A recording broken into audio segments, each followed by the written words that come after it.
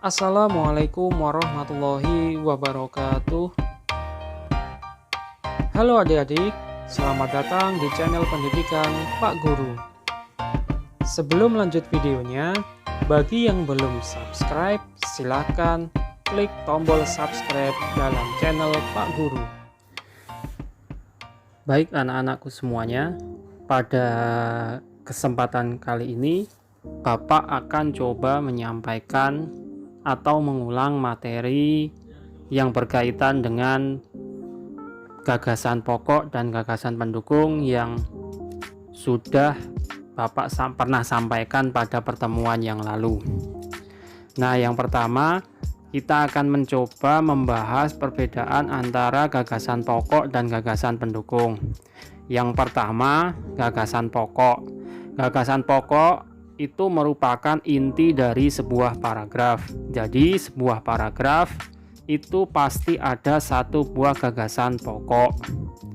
Selanjutnya adalah gagasan pendukung. Gagasan pendukung atau penjelas merupakan pendukung atau penjelasan dari gagasan pokok. Jadi di dalam satu paragraf itu terdapat satu gagasan pokok dan biasanya didukung oleh beberapa kalimat penjelas atau gagasan penjelas atau gagasan pendukung. Selanjutnya ini adalah cara mencari gagasan pokok. Selain membaca paragraf secara cermat dan lengkap, kita juga harus mencari tahu letak kalimat utama. Biasanya kalimat utama itu terdapat di awal paragraf, di akhir paragraf, dan juga di campuran, yaitu ada di awal dan juga di akhir. Yang kedua adalah menentukan gagasan pokok berdasarkan pada kalimat utama. Jadi setelah kalimat utama kita ketahui letaknya, apakah di awal, apakah di akhir, atau campuran di awal dan di akhir. Setelah itu kita harus menentukan gagasan pokoknya. Nah, kalimat pada gagasan pokok itu biasanya merujuk pada kalimat utama. Nah, ini Bapak akan coba membahas kalimat utama di awal paragraf. Biasanya kalimat utama di awal paragraf itu terdapat di kalimat nomor 1. Namun kita harus mencari tahu secara cermat. Perhatikan penjelasan Bapak berikut ini. Nah, biasanya terdapat repetisi atau pengulangan kata yang terdapat pada paragraf kedua. Jadi kalau ada kalimat atau kata yang sama dari paragraf pertama dan paragraf kedua, itu berarti kalimat utamanya di awal. Selain itu, biasanya terdapat kata rujukan atau kata ganti yang mengacu pada kata sebelumnya, kata atau kalimat sebelumnya. Nah, contoh kata rujukan orang. Nah, biasanya di kalimat kedua, kalau terdapat rujukan orang, berarti nanti terdapat kata ya, dia, mereka, kami, nya. Nah, itu berarti itu adalah kata rujukan orang. Yang kedua adalah kata rujukan tempat. Contohnya ada kata di sana, di sini. Nah, kemudian yang ketiga ada kata rujukan benda. Contohnya kata ini, kata itu, kata tersebut. Nah, apabila terdapat kata rujukan, baik rujukan orang, rujukan tempat maupun rujukan benda, maupun pengulangan kata atau repetisi, berarti paragrafnya terdapat di awal. Kalimat utamanya terdapat di awal. Contoh, hampir setiap hari anak-anak kampung sebelah bermain sepak bola di halaman sekolah. Mereka bermain hingga matahari hampir tenggelam. Mereka membawa bekal makanan ringan dan air minum. Setelah bermain, mereka membuang sampah di sana sembarangan. Nah, coba anak-anak perhatikan kata yang Bapak beri warna merah dan Bapak beri warna biru.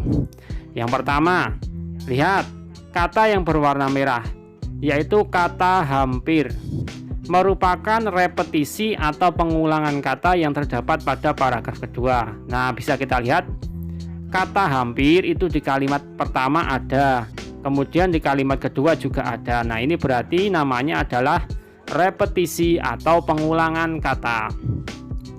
Yang kedua, kata mereka. Nah, kata mereka di kalimat kedua ini merupakan kata rujukan. Nah, lihat, kata rujukan atau kata mereka itu merupakan kata rujukan orang.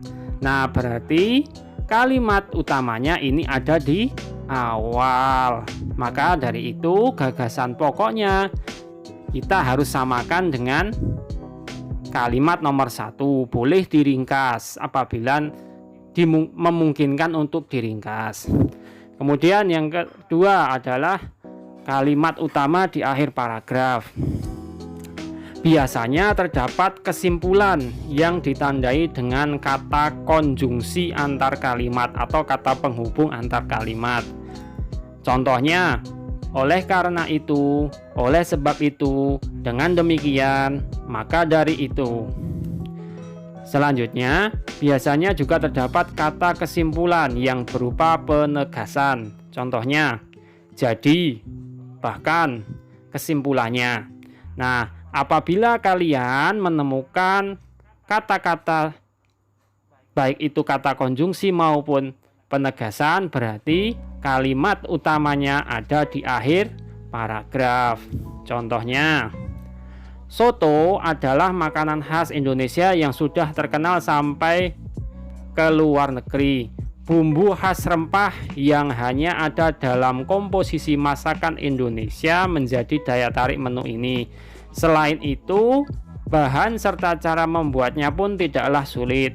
Beberapa warung makan bahkan menjadikan menu wajib yang harus ada di buku menu mereka. Oleh sebab itu, maka makanan khas dengan kuahnya yang berwarna kuning ini adalah favorit lidah masyarakat Indonesia. Coba kalian perhatikan kata atau kalimat yang Bapak beri warna merah. Ya, kata oleh sebab itu merupakan konjungsi antar kalimat. Nah, ini bisa kalian lihat, ini adalah kata konjungsi antar kalimat. Maka dari itu, apabila ada kata konjungsi seperti ini atau yang ada pada contoh ini, berarti kalimat utama ada di akhir paragraf. Jadi nanti gagasan pokoknya juga harus merujuk pada kalimat utama di akhir paragraf. Oke adik-adik, sekian ya video dari Pak Guru kali ini. Terus tunggu video dari Pak Guru selanjutnya. Mohon maaf apabila Pak Guru ada salah ucap. Sekian. Assalamualaikum warahmatullahi wabarakatuh.